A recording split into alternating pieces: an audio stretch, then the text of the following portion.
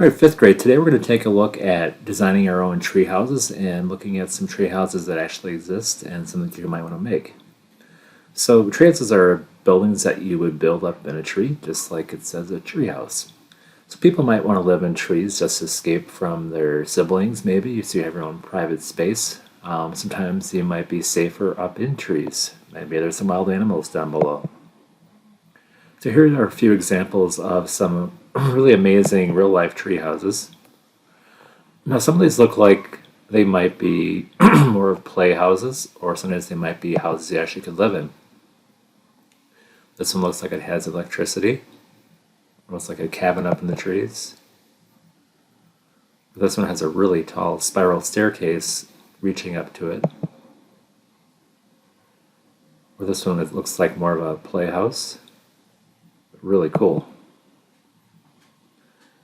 Now this one is connected between two trees with a bridge. This treehouse has 3 levels. This is a very interesting looking treehouse. This almost looks more like a house up in the trees. This is a very high tree up in the jungle.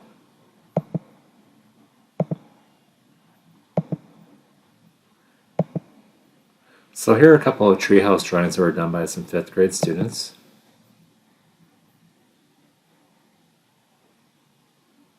Lots of fun details, curtains in the windows. This one has lots of details. It has sharks down below. This one even has an elevator going up towards the top. This one is very neatly shaded and colored.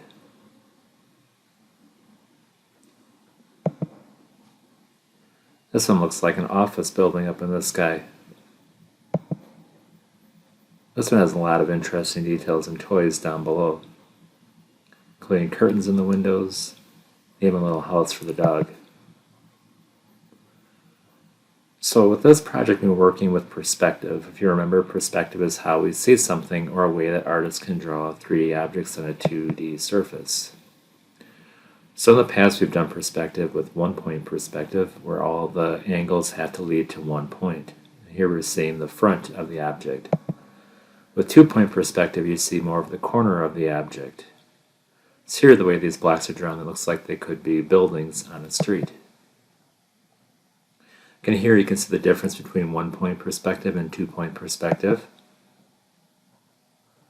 Here's a chess set in 2-point perspective.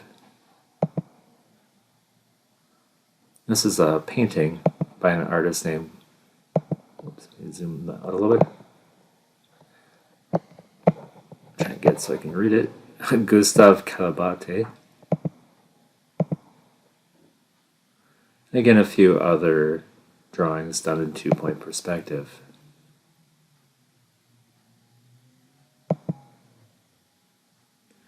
Now for our practice today, you're going to begin by making 5 blocks in 2-point perspective. So you'll want to watch the next video in the tutorial on how to draw blocks in 2-point perspective. So you'll need a piece of paper, a ruler, and a pencil and eraser. After you complete the practice blocks, I will have the video up in a day how to draw the treehouse and the other details inside that as well. So just begin starting to create your blocks.